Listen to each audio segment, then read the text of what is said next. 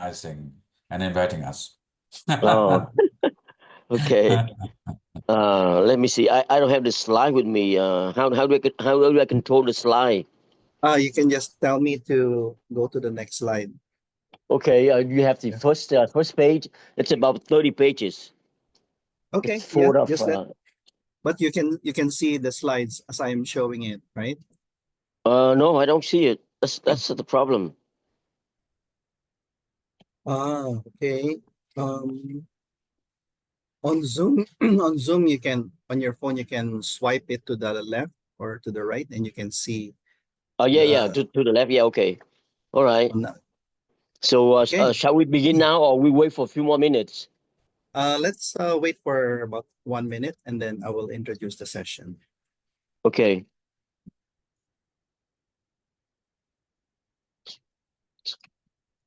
Right.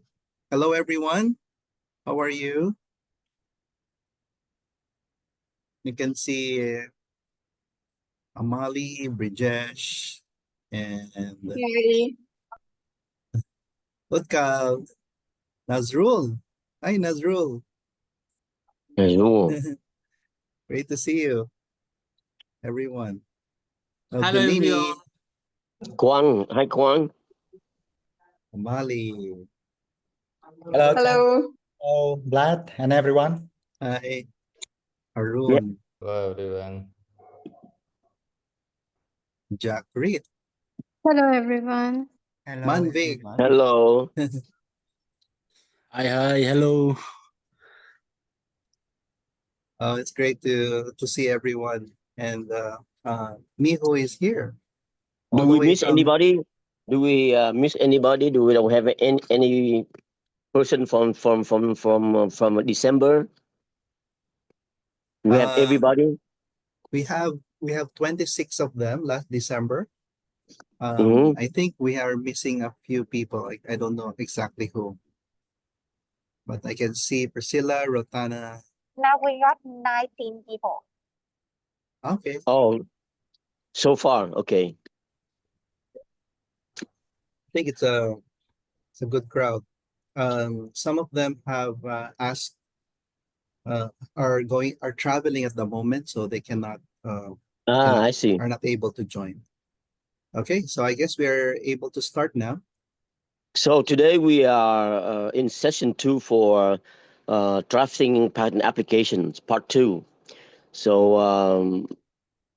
last December, I talked briefly about a patent application in general, what they are and how do we do it, all the legal requirements for a good patent application that not only meet the statutory requirement in the U.S. but also around the world, including Vietnam. So today, at first, I'll go through the agenda. Can we go to the next slide, please? We review part 1. We briefly review the last session. Of course, we have to review. Then we have more exercise and examples and homework for you. That's why I guess a few people were scared and they don't join us because they know that I'm going to assign homework and exercise. And then we go to today we go into deeper. We go deeper into drafting the specifications, not the claim. The claims will be in a different session, in different species, in different classes itself. Today we just focus on drafting the specification. And we go to some advices, like some advice I gave last time, and today I give more advices. And next is a drafting patent application require patience and constant effort, constant endeavors. You just keep doing it. You cannot master it, in a few times. You have to do it, and it's technology dependent. I mean, if you are a mechanical engineer, you draft a different way. If you are biotech, different, and AI, artificial intelligence, is going to be a different one. And today we focus on the problem solution paradigm for drafting a patent application. And mostly, like last time I mentioned, drafting a patent application require you to tell a story. just tell a story. Because people read it, they will. If you don't tell a story, it's going to be very technical and really boring, and they lose interest in your invention.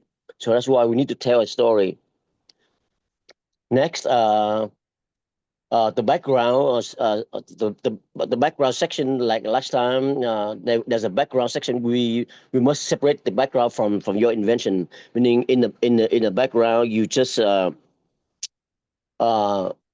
describe the current prior art, the current technology, and the problem that the market is facing, and they need solution, and they haven't found the solution yet, and that's why this invention provide the solution for the problem that facing the market right now. So the background is just set up just to in the problem solution paradigm. The background is this. You describe the problem, and then the rest you provide the solution. The solution is your invention. Okay, and next I will suggest some procedure and organizational skill from general to the most detail. Because the way that our human brain works, we easier to absorb the general first, and then we go more into detail instead of focus right away on the detail. The pattern application should start from the most general aspect of your invention, which is the highest level of abstraction, and then next you go to more and more detail. That's how I organize my patent application, and you should too. And if you find different way, then fine, but the best is to start from a problem solution, and from the most general to the most detail. And the last thing is to of course, you have to revise. You have to edit and edit. Like Ernest Hemingway has said, good writing is rewriting. In order to be a good writer, you have to rewrite. Very few people in the world can write and then perfect in the first time. Impossible. So you have to rewrite in order to have a good patent application. Why? Why you have to rewrite and why you have to make your patent application perfect? Because we go back to the session 1. From last December, my first advice take away from part 1 is to like constant learning. You're learning. Every time you pick up an invention, and you learn a new thing, you learn new technology. You have to learn a new skill. That's why it's exciting, and also some people find it very tough, and they don't want to pursue this career. Let me stop here and ask you, from December to now, anybody in the class have drafted any patent application from December to now? Have anybody tried to draft patent application? Hello? Okay. Hello? Anyone?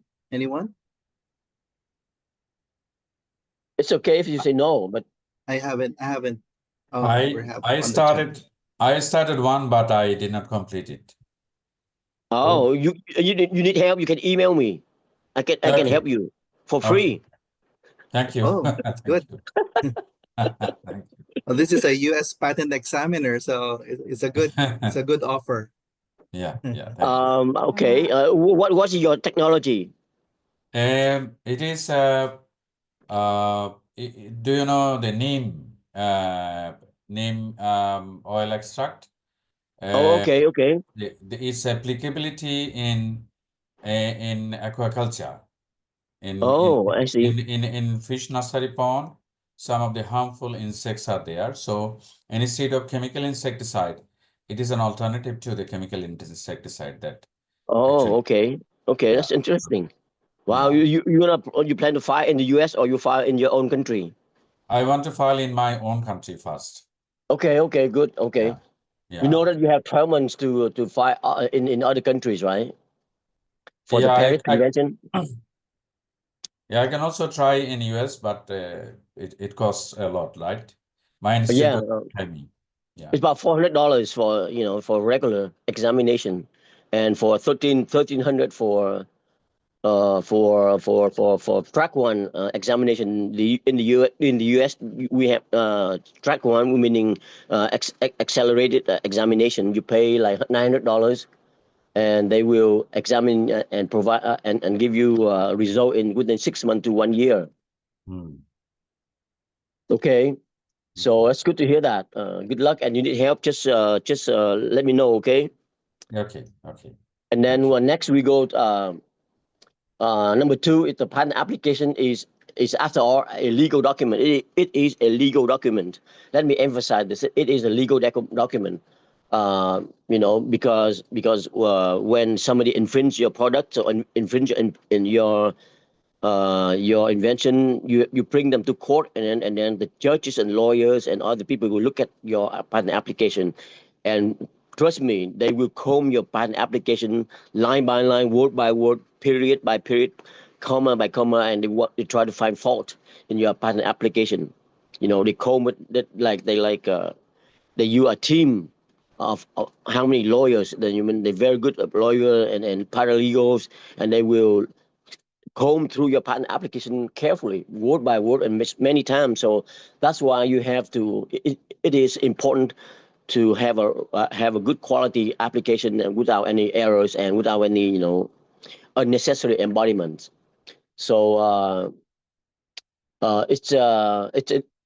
your patent application should include many embodiments. If you still have a question about embodiments, I will define it later on in this session. Next one, the patent application involves science, law, and business at the same time. You have to have the knowledge of 3 areas to order to write a good claims and then good patent application, because after all, it is your business.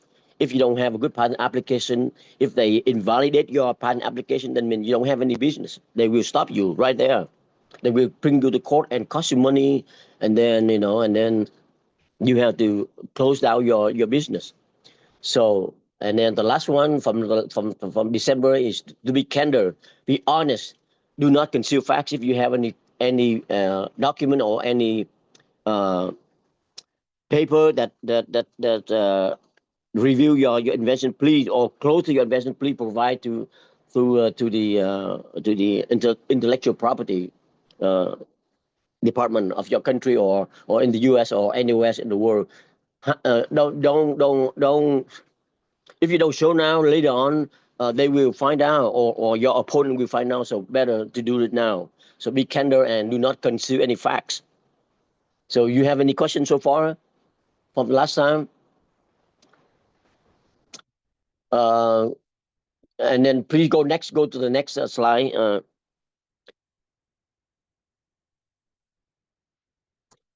And the next one, the one with the Venn diagram. There we go. So if in order to drive a good patent application and litigation free and litigation proof, you have to have the knowledge of law, the legal knowledge. You have to have business knowledge, and you have to have science. First of all, you have to understand the invention hand down. You have to understand it completely, to the point that you can describe the invention in the very simple sentences. Like Einstein has said, simplicity is the Lord. That's very true. If you cannot describe the invention in a few sentences, meaning you cannot be able to write a good patent application. Please go to the next slide. So there's some review, some 4 main statutory requirement for good patent application, and this is also true everywhere in the world. First of all, you have to have a section 101, meaning your invention has to be patentable. It's not about mental process or anything you find in nature. It had to be from human effort, not nature, products from nature. Like if you find a moon rock somewhere when you go hiking, that one cannot be patented. Or you figure out some way to calculate your interest money in your stock. That's also a mental process. You cannot patent that one according to 35 USC 101. And next thing is 112, which is the requirement for the specifications. It must be complete, it must be enabled, which means you have to describe enough details that allow a person of ordinary skill in the arts to read your patent application and repeat your invention. And then it must be new, it would be novel, which is 112, and it must be non-obvious, meaning that it cannot be simple to put together from something original. So those are 4 main statutory requirements that are true in the world. Anywhere, if you meet these requirements in the US, you meet everywhere in the world. And then the next one is a picture to illustrate the requirement for 112 for today.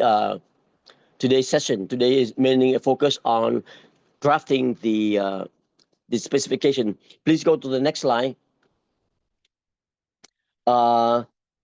First of all, you have to have the written description. You have to write down with sufficient detail, and it had to be enabled, which means it have when a person of ordinary skill in the art of the related area. For example, if you write about oil refinery, a person with a petroleum engineer, when read your patent application, he or she have to understand what you're talking about, and he or she can repeat your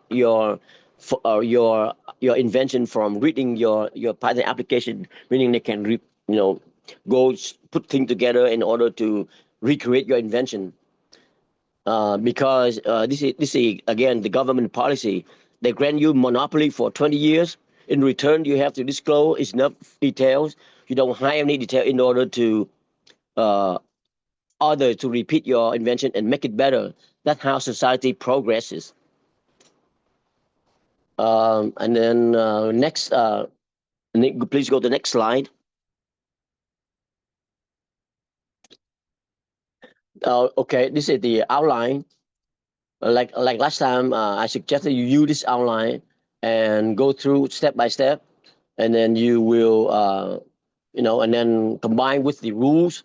The 4 rules just discussed a few minutes ago. We will meet. We will have a patent application that meet the statute requirements. So please use this one. Please use this outline, and then fill in the outline one by one. With some of my advice and you with your practice. Use this one. You will have a good patent application, not litigation proof, but good one.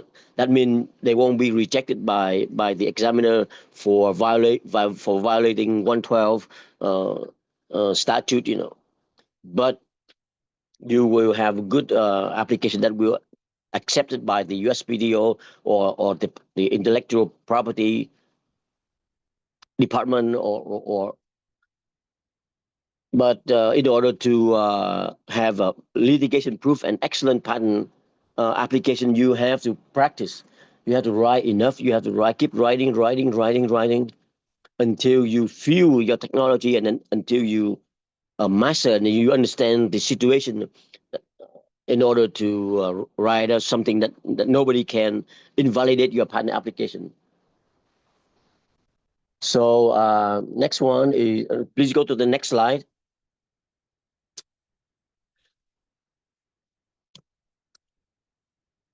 So you have to make it comprehensive, detailed enough, and factual based. Do not write a lot of your feelings. Oh, my application is great. It solves this problem. It's beautiful. It's compact. No, we don't write that stuff in the patent application. We should write about facts only, about your technology in a comprehensive and detailed way, so that everybody can understand it. That's right. Feeling don't matter. But a lot of people like when they start out, they love to write. A lot of the inventor that I met, they love to write the feeling about the feeling. Or my invention is great. It solves this problem. Blah blah blah, stuff like that. But I told them not to write it, to cross it out. So there's another question here. Tony. How about Go trade? ahead. Do we need to disclose everything, or can we keep a part of it as a trade secret? Yes, we can. We must. That's the art of patent application writing. You need to disclose everything, but at the same time, you need to hide important thing Oh, so that good. So that's why you need to practice a lot. That's to the point you know what to hide and where to show. Especially in the field of semiconductor in semiconductor manufacturing. So when you use less deposit, less layer in your circuit, it's better. People tend to hide that technology. Yeah, They sometimes don't want to. the actual measurements used in their invention that can be kept as a trade secret, right? Yes, yes, yes, yes. But then you have a risk if they disclose independently, you will lose your protection, right? If somebody else find out that technology independently without sealing your trade secret, then you lose protection. So that's why it's constant battling, constant thinking and strategizing what to disclose and what to hide. So how if we hide it, how do we hide it? So that's the beauty of patent applicant drafting. That's the business part. And sometimes you hide it, but then you need to write some continuation application in order to disclose something else. So that's an art. Tony, Do I okay. have I answered your question? Yeah. So there's a part of it that you can hide as a trade secret, and then there's a Yes. part of it we have to practice. Sometimes you need to be vague, but vague in a good way. That's amazing. Sometimes you don't have to tell everything. You don't have to disclose Oh, everything. Sometimes you have to be vague a little bit. So especially some methods, patent application, like I said earlier about semiconductor manufacturing, they disclose their invention, but they hide some detail. Without those detail, you cannot do it. You cannot create a circuit with less layers of in semiconductors, the circuit have layers from silicons and right. from Yeah, gallium arsenide and some stuff. The less layer, the cheaper your circuit, and the better for you yeah. are. But then they there's some detail, there's some chemical process that go with it that they hide, they don't want to disclose. Yeah. So The details of those chemical yeah, they detail, processes. and then Yeah. you hide it. Yes. And Wow. Tony, it's Quang. In Vietnam's IP law, if I can prove that I am the one who have the prior use, like I have trade secret, but actually I am prepare or about to prepare all the conditions in order to implement to make that invention.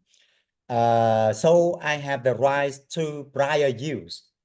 So in that case, I still have the right to use that invention, even though other person obtain the patent. So I can use within my scope. I cannot broaden or increase the scope of use. So Mhm. is it also is it also in apply in the US and in the world? I think it depends. Now the whole world follow first to file before the US follow first to invent. If you prove that you invented first, you win. You can use that invention. But nowadays, if you anybody who file first become the winner, right? Am I answer your question? Yes, I think it depends on the jurisdiction, right? No, the whole world now follow, except some few countries, somewhere I don't remember, but the whole world, like mainly including Vietnam, including the U.S., including Southeast Asians, including Asia, everywhere follow first to file. Okay. I First of all, understand. you file, you win. That's why important to file it. Yep. Okay. Before Thanks. you have to prove it, I have my lab note. I use this invention before. This is the date and stamp, and you do and you declare and you do oath and declaration and that you're honest, and then use you before you may win. But yes, I agree. We'll get to that later. But if you file first, you win. Period. Hand down. So my advice is to file. Some of Okay. my inventor I know, he say, okay, let me wait until he filed a patent application, right? And then he told me that let me wait until I get the result of this patent application, and then I'll file another a series of patent application later, because he been waiting for too long. And I told him, you don't wait. Now first to file, you need to file like 10 at a time. Some of them will be easy to get approved. Some of them will be difficult, but after all, if you file all at once, you have advantage of first to file, and then you have advantage of the number, right? If you file 10, you get like 7 out of 10. It's good already. Rather than you wait until the first one get approved and you file the next 9, and then they may be disclosed by somebody else already. So you take a risk, right? So first to file. File as soon as possible. Yep. Thanks. So next slide, please. So still a review. We're still in the review section. Review. Number one is you have to analyze the invention. You have to understand it thoroughly. You mean, like I said earlier, you have to understand it to the point that you can describe the invention in 2 or 3 sentences. If you cannot do that, please go back and read the invention disclosure until you really understand it, right? And then when you understand it that way, you can strip away all unnecessary limitation, like a screw or like some chemical reaction that you don't need, that were very well known in the art already, like hydrogen plus oxygen is equal to water. You don't need that. You don't need that. So you understand sometimes some invention is really abstract and really difficult. So you read it. If you don't understand it enough, some basic equation, you may get confused and you may describe it. That's why it's very important that you understand the invention hand down thoroughly, to the point you can describe in a few sentences, like at most like 4 sentences. From my experience, when I read the invention, some invention like 150 pages long and very complicated about artificial intelligence. And if I don't understand it, I cannot write it. I cannot write a good patent application. So I have to go back and read and search and read. So. And then most of you are professor, right, from university. So you have to be careful about the scientific paper. Some of them may not be patentable according to 101. And then you have to include a second and third line of defenses. You mean like you have to shore up your novelty, to keep repeating, write it, rewrite it, and then tell them what you have you told them, tell them what you have told them, and just repeat it. You pound down the point of novelty, but then at the same time you have to hide something that you don't want them to know. That's the difficult part. And the second line defense, you compare you do the prior art. You know the difference between your invention and your prior art, and then you have to describe the solution. That's why the problem and solution paradigm is important. And you have to think ahead. You have to think. This game is like a Go games. You have to think ahead, and you have to protect your invention.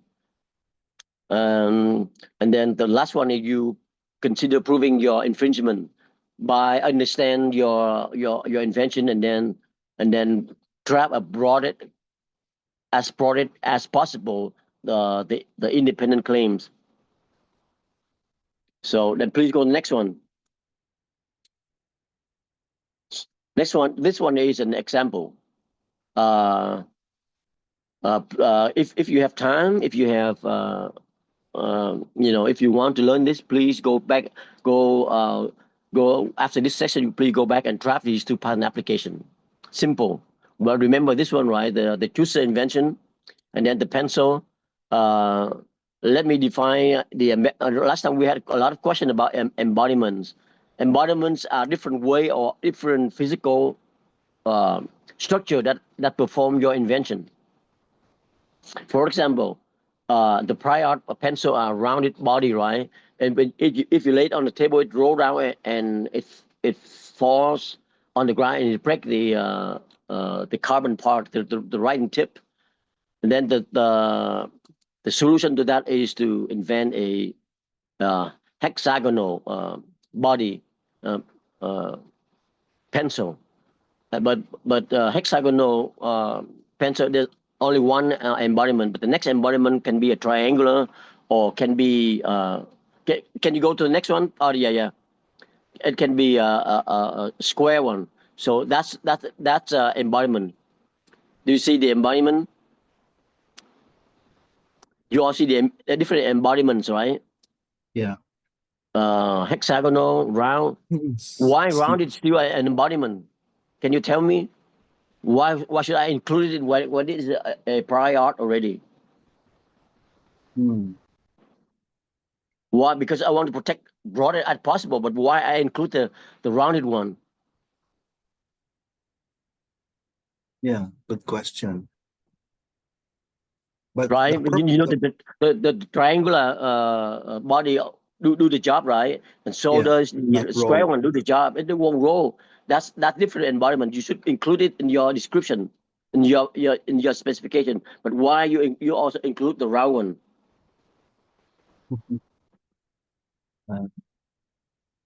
Maybe Anybody? Yeah, maybe the round one from the writing tip, the round is small, and to the end it's become bigger. It doesn't have the same size throughout the whole pencil. No. Is it? No. because let anybody else? We one more try, and then we go forward.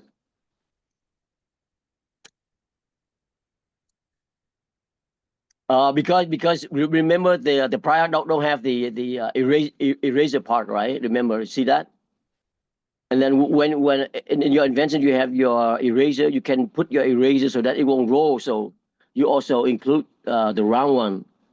It still won't roll because of the eraser part at the end. The end. So it's also another embodiment, and then it make your invention broader. What if you don't include the rounded one? Somebody put a rounded one, and then they overcome your invention, right? So you have to include it in there. So that illustrates the embodiments. If anybody have question about embodiment, please let me know. Embodiment is the physical structure or forms or appearance that perform your invention, your function of your invention. In this case, hexagonal, rounded, triangular, square one still perform the invention, which is to prevent the pencil from rolling and break the tip. So you should include the embodiment in your description. If you have time, please go write this application, and then I will comment and then help you understand embodiment and understand the drafting process. Okay, please go to the next one, the juicer one. Remember the juicer one? Yeah. So it have has anybody tried to draft the patent application on this one? No. You guys having too much fun. Yeah, I think we had an exercise like this during the session, but we were not able to finish. But now my assignment is to, after this session, is to go home and draft fully patent application on this one and then the pencil one, either one or both, you know, just for fun, you know, draft it out, and then after this, after my comments and after my explanation, you will go back to your technology or like biotech or oil refinery or whatever, you know, and then the same way. If you understand the invention enough, you can follow this. It will help you tremendously. So, okay, draft this one and include as many embodiment as possible, so that you can claim it broad, and you can you know, benefit from this application. So please go to the next slide.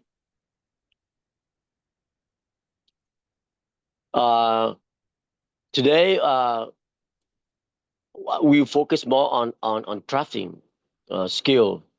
Focus on the description or the specification, not the claim. The claim will be a different class, and it will take very long time to draft the claim, to become skillful in drafting the claim. So in order to draft a good patent application, you cannot do it once, you cannot do it twice. You have to keep doing it. You fail, you get rejected, and you keep trying. I think one successful businessman said that makes a lot of sense to me. That a successful person is a failed person who try one more time. You don't quit. You keep trying. So the specification is the foundation, is the support for the claims. So the claim and the specification must be commensurate in scope. That's why you cannot draft very detailed specification and very broad claim. You will be rejected. And on the other hand, you cannot write a very broad specification and very narrow claim. So they have to have the same scope and have the same breadth.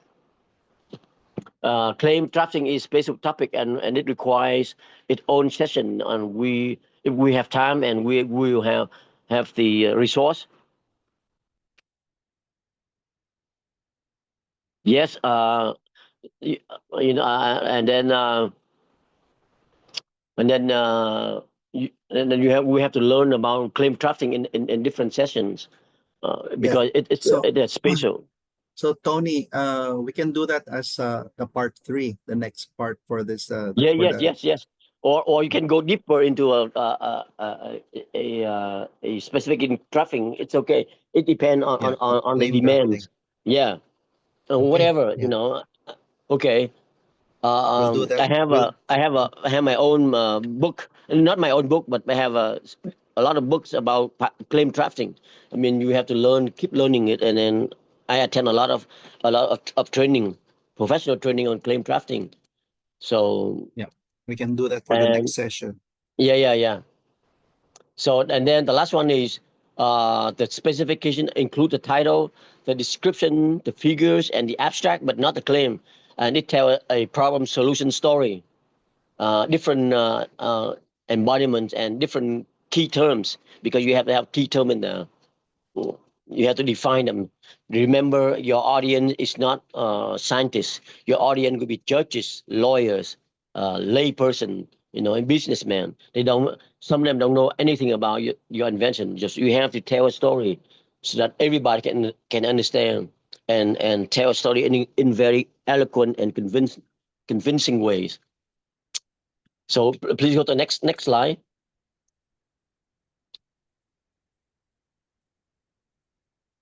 So again, a very successful businessman has said that a successful person is a failed person. He failed, but he tried one more time. So please do not give up. If you love this career, if you have the draft patent application, just keep doing it. Keep doing it until one day it will click. Trust me, one day it will click in your head, and you can do it. And in order to do that, you have to review the law and the statutory requirement from the first session in December, and you have to love what you do. In order to be persistent, you have to love what you're doing, right? If you don't love it, and then you will give up. And then because somebody cannot learn new thing, they don't want to learn new thing. They want to, and in this profession, you have to learn new thing every day. Every time you pick up an invention, just like a box of chocolate. I'd like to comment on that because Yeah. when I first wrote my first 3 patents, it was actually very similar to an academic paper. So you have your abstract, your drawings, but then you have your claims, and the claims are the most important part. And That's right. so if you like writing academic papers, then this is something new and something very interesting as well. Yes. But but this is a legal document, and most likely it will be rejected. The claims will be rejected by the patent examiner. So you have to be patient in rewriting and practice more. Yeah, keep practicing. Yeah, and then you have to learn every time you pick up an invention, a patent application from your client or from your colleagues, from anybody. It's a new subject, right? But you have to learn it, and you have to find a good coach, and then keep practicing. And Tony But is a good coach. I hope Tony would be so. a good coach. Yeah. I hope so. I will help you. But then finally, patent application is technology dependent. It depends on different technology. You have different way, different. Each one have a nuance, a culture of its own. Like mechanical invention is different from electrical and different from biotech, and from chemistry and from AI, etc. So focus on your own technology first, and then expand your horizon later on. But they are mechanical. They are technology dependent. The mechanical application are easiest one to draft. That's why I gave you examples and homeworks for mechanical, because the mechanical application, the drawing itself will explain your invention, right? If you draw well, you don't need to say much. The person of ordinary skill in the art will look at your drawing and he will understand how to repeat your invention. So start from mechanical, and from my experience, mechanical area is easiest to get patent get accepted and get issued into patent. Almost like 98%. So Wow. start by 98%. yeah. And please go to the next slide. So today I will show you the problem solution story paradigm, meaning that your patent application, you have to draft a way that it tell the reader about the problems the market is facing and cannot solve it yet. And then the solution is how your invention come in and solve the problem for the market and improve the technology. So tell a story about problem solution. So when the reader, after reading your patent application, and they will understand that okay, this invention solve a certain problems, and it meets the 101 requirement, which is utility. It has utility, and you have to describe in a factual way, in a non-feelings way that non-technical judges can understand, and layperson as in your juror panel will understand your invention. Uh, you have to tell them the current state of technology, the background, have to discuss the status of current technology and the problem they are meeting with. For example, when you write, now we are looking for green hydrogen to replace carbon-based energy, right? But hydrogen production in large scale, in the industrial scale, is still a problem. And now the world is struggling to find a way to produce green hydrogen in a large scale. be efficient and it won't pollute the environment more. So that's one is a problem solution, and somebody and some of the client have a solution to that problem by finding a catalyst, electrocatalyst, meaning an enzyme that help produce hydrogen in a large quantity. So that's a problem and solution paradigm. And then you have to find different way to solve that problem in different embodiments. Please go to the next slide. How are we doing with the time? We have 30 minutes more. Okay. The story told by a patent application, you have to include the title. The title is the first impression on the readers. The title captures the general subject, and you have to do not exaggerate your title. Like do not exaggerate, and because incorrect or narrow title can limit or can disapprove your patent application. Some title some judges may use the title to invalidate your patent. So be careful. Do not exaggerate. Do not add limitation that don't belong to your invention to the title. The title must be correct and reflect the nature of your invention. So as an exercise, when you draft the homeworks, please include the title and do not exaggerate. Do not be precise, be factual. Okay, and then when I read your homework or your patent application for the pencil and the juicer, I will see the title and then we'll comment on those. Please go to the next one. Same thing with the background. The background, do not. I repeat. I emphasize. Do not ever describe your invention in the background section. Leave. Just focus on today technology, the current situation of today technology, and then describe the problem they're facing with, all the difficulties. For example, in the green hydrogen production from seawater, they have a lot of problems. Like they have the problem with the chlorine from the seawater. They have problem with generate more polluted element than necessary, and it costs a lot of money. So those are three problems in the background when you discuss about green hydrogen production, right? You discuss, okay, why we need green hydrogen. In the background, you should describe why do we need green hydrogen? Because it doesn't generate like carbon dioxide, carbon monoxide. It doesn't generate like a lot of bad things for the environment. Whereas in oil, it can generate carbon dioxide, chlorine, and a lot of bad stuff. And then, but the three problems, they cannot produce in large scale, in industrial scale, because first of all, the seawater is very, very corrosive.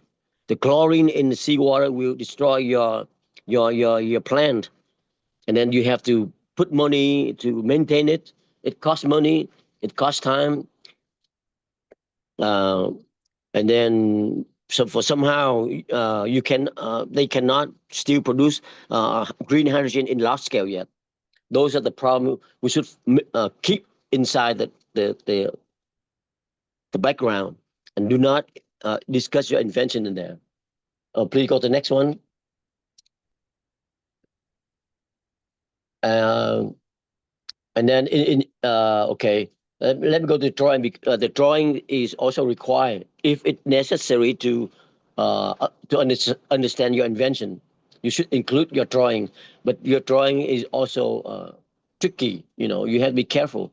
A lot of patent applications are rejected because the drawing is not enough. Do not meet the requirements. So please look up 35 USC 113 and 37 CFR 1.84 to understand the requirement of the drawings. The drawing alone will help you go more than 50% of the invention already. I will show you later why. The drawing in those statute, in those law 113 and 1.84, they will tell you what you need to put into the drawings, what you need to do in order to show different view of your drawing in order to illustrate your invention. So please go back and look at 113 and 1.84. So and then the next one, why the drawing important? Because the drawing will help you to outline your patent application, right? I remember my professor keep telling his student, organization, and organization. You need to organize your writing, right? So the drawings will help you to organize your patent application. I always do. I make the drawing first, and I will discuss the drawing from one to the end, from the simplest one to the most complicated one. So that's you should tell the story starting from something that everybody knows into something that very new, right? So here you arrange the drawing from most general to capture the essence of the highest level of abstraction of your invention. And then you go to increase the level of detail from figure 2 onward. Figure 1, I will have illustration next slide. And then you go more detail. And then the prior art, illustration of the prior art will always go on the first few figures. Please go to the next one. For example, we have a patent application on the watch that can measure your blood sugar, right? That's your invention. So when I organize my drawing, I go to very general first. So this is my invention. My invention is embodied into a watch. And then because I wear the watch, and the watch will tell me the level of my blood sugar, my glucose. Instead of sticking with the needle every day, to draw blood and then put it in a box to measure my blood sugar, I wear this watch, which is my invention. The very, it has a screen, it has a strap to wear in my hand, it has a body that contains a circuit. It can convert my sweat and my perspiration into blood sugar information, and it's play for me. That's the product claim, and that's your figure 1 you should put in there. Go to the most general, and then go next. Please go next slide. Next one, I go a little deeper.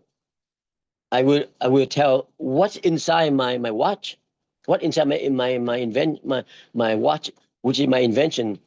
I tell them at the system level, architecture. I mean, still more detail, but still general, right? I will detail what it have a display, it has a circuit, and it has a PCB, a circuit board, and have a glucose sensor. It have a display, right? It has strap, okay, blah, blah, blah. And then please go to the next one. Please go to the next, the next one, even deeper level detail. I describe my circuit. The main invention, the crux of my invention, the essence of my invention is this ESP8266 integrated circuit. I put it in the watch, and it will do the job for me. So here, instead of putting this picture as a first figure, I put it in figure 3 because I want to go from general to more detail and even more detail, right?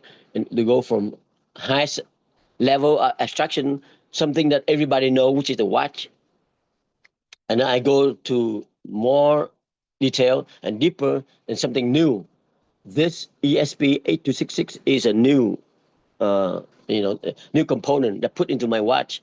So I go from general to detail. And next one, please go to the next one. The next one, I will even go deeper. I describe the behavior of my circuit and the test result, of my invention to prove that it works. It measures a sugar level, glucose, right? So I go from, so my patent application, I have to organize in that order. I have that's my organization. Go at first one, I jump into the first figure, and I describe my invention into a watch, and then I go deeper and deeper. I describe the system level, and I describe circuit level. Yes, the test results are included to show it work, especially in biotech and biochem and chemistry. You have to have the test result, right? It's better to have a test result. But can we keep that as a trade secret, or it will strengthen the patent? It will strengthen the patent. The test result, you show the test result, but you don't show the step, the detailed step behind that test result. The test, right? You have to perform a test. You have to, Okay. yeah. Makes sense. Or you can, or if you're confident, you can skip the test result. You, as I said in the slide, if any, it's optional. It's better if you put in there, but if you don't, it's okay. Unless you, as long as you provide enough detail and you provide the connection, you have to describe all the components and how they connected and how they worked and different environment. That's good enough. You don't need to, yeah. But if you have a test result, especially in chemistry, in biotech, it's better.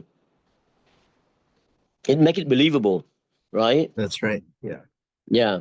And then please go next slide. Again, this is the key takeaway from today's session. If you forget anything, please remember organization, and organization. You organize. You must write down your plan. By my experience, I prepare the figure first, and I go from most general to most detail, and that's my organization. I will describe figure 1, figure 2, figure 3, figure 5, blah, blah, blah. If you have different way, that's fine. Other people have different way to describe the invention. And I start from figure 1, which illustrates the highest level of abstraction. It can measure the blood sugar with our needles, so that I define my point of novelty. This is the new term here, point of novelty. PON, point of novelty, meaning that you have to know this point of novelty in a few sentences. For example, in this invention, my point of novelty is a watch that can measure my blood sugar in real time, constantly, without the need to use the prior needles, right? It's convenient, it's painful. When I go out with my friend and I go somewhere and I don't bring my kit with me, I'm in trouble. But with a watch here, I can wear it and it tell me my blood sugar. And the next figure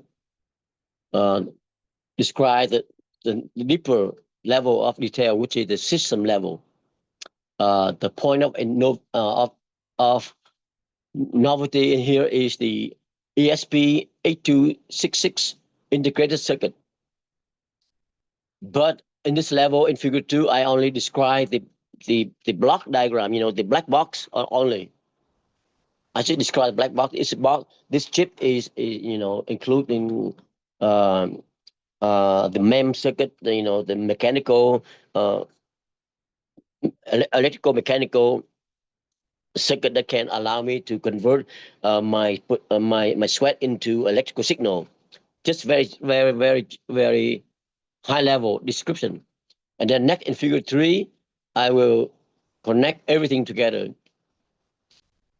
Connect my IC, my integrated circuit, with all the components like the display, like the battery, and then including the detail, and then describe in detail how it works. But then the That's ES the ESP8266 can be replaced by other microcontrollers. Should we Yes. put a more general chip there? Yeah. That's why in figure 2.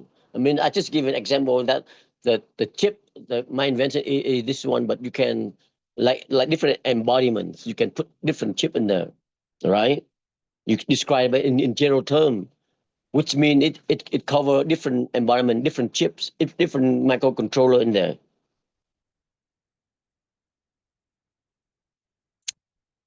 In figure 2, in the next level, I only describe the block in the black box only, in block diagram only, like this this IC is a MEMS circuit, right? It do this, it will take the my perspiration and break down, and then it measure the glucose amount and convert to electrical signal. For example, in one environment, the IC is ESP8266. In another environment, it can be Hewlett Packard, something else. In another environment, it can be from other IC manufacturer. You can list them the whole host of different chips that can perform the same function. Do I explain your question? Yeah, we have 10 more minutes. Thank you. 10 more minutes. Okay, I better hurry then. Okay, so then along the way, you please go next slide. So along the way, from your figure 1 to figure 3, you define the key claim terms. For example, in here, the key claim terms is the ESP8266 IC, or the sensor, which is the MEMS, micro electromechanical system. The blood suit, you define key claim terms that allow layperson, judges, lawyers, businessmen to understand. You define them along the way in each figure in your organization. You define key claim terms so that they understand, right? Please go to the next one. The key claim term can be defined by, it's very vital. It is important, to the validity of your patent application, because as I said earlier, lawyers, judges, people will attack you. They look for your key claim term. They say, okay, this claim term is too vague, so your claim is indefinite. Your claim is invalid. We cannot accept a property that's so broad, that include key claim term that we don't understand. So you have to define your key claim term, find out what they are and define them. Like I said here, patent litigation are almost always decided on the interpretation of the key claim term. So when somebody infringes your products, you bring them to court, and they will try to invalidate your patent. They will invite a group of lawyers, scientists, engineers, sit down, and they open up your patent application, and they comb from line to line, from word to word, from period to comma, and they find key claim term, and they find everything to attack you. So when I said that I make you nervous, right? But you have to. This reality. They will attack you. So that's why you have to define a key claim term and draft until you're confident, and to gain your confidence that your patent application will survive those, horrendous attack. Yes. Trust me, they have a team of people. Maybe some of them from Harvard, from MIT, they sit down and look at your patent application. It makes you sweat, right? You have to defend. And your boss will call you in, say, hey, come in here, sit down. In this meeting, you have to defend your application. You are the one who wrote this one, right? Tony, come here. And then make me, I want to faint already. And they are lawyer from Harvard, from MIT, from Yale, and then they drill you. So So there are three ways to define your key claim term. You define it just like dictionary define. You give example, or you give both. You include in the figures, in explanation, in word by word explanation. And please go to the next one. We'll go to the next slide. The next slide is a process, an algorithm. I use it to please go back one slide. Please use this one. This is my experience, my blood and sweat experience that I put down for you. Please follow this procedure, right? And first of all, you have to understand the invention handout. You have to perform prior searches briefly, and you have to understand the point of novelty, and you have to prepare and arrange your figures, right, in order to make your outline, your organization, and then you start writing, and then you define your key claim term, and you write your independent, which are the most the broadest claims based on the key on the point of novelties, and then you edit. You sit down, you edit, and then you rewrite and rewrite and rewrite and rewrite. There's no way around it. No way around it. You have to rewrite. You have to sit down and write it. And then please go to the next one. The next one is, you have to write well. The art of writing is to rewrite. There's no way around it. Like Ernest Hemingway, I love him. I love his writing. Very short, to the point, very, very descriptive, good writing. And he told journalists that interviewed him that sometimes he had to rewrite like a few hundred times on one page, on one chapter only. So, like Margaret Mitchell in Gone with the Wind, the conclusion, remember the conclusion part of Gone with the Wind? She had to rewrite it like 100 times. Wow. Rewrite. So nobody in this world can write at first and then make it beautiful way. No way, except God. But we are human, so we have to rewrite.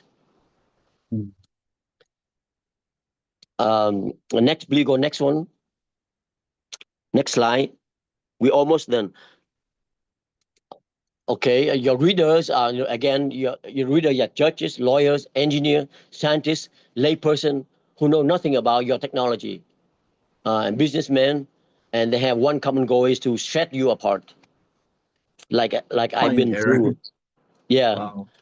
Yeah, like I've been through. I almost cried, broke down crying, because I look at my paper and it's all red.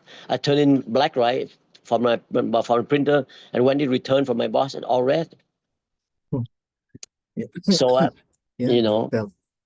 Yeah, it and feels then really bad. that your boss, and he very sympathetic already. But when you meet with the opponent teams, with the other lawyer, oh my God, they are brutal.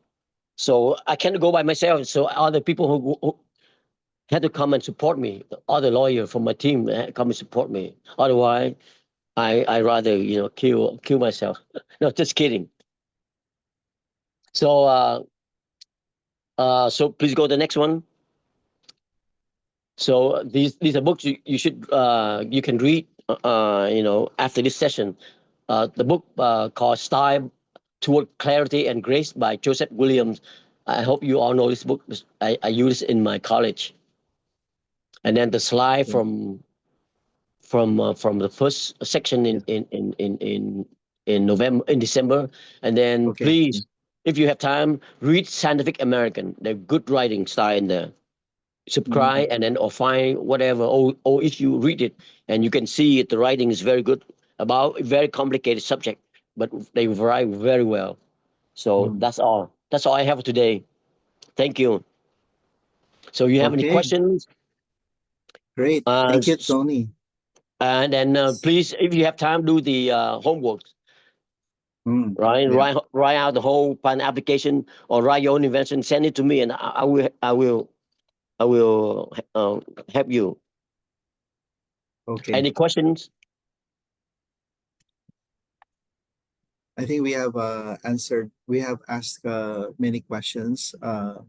But if you have any questions, then you can post them in our WhatsApp group, and then Yeah. we will ask Tony to answer.